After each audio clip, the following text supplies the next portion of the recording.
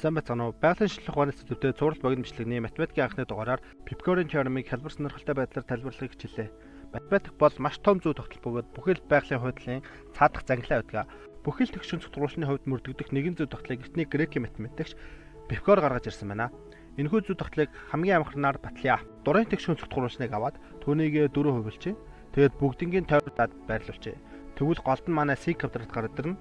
Энэ бүтсэн том дүрсийн нийт талбайг жижиг хэсэг бүрийн талбайг нэмэх байдлаар бичье.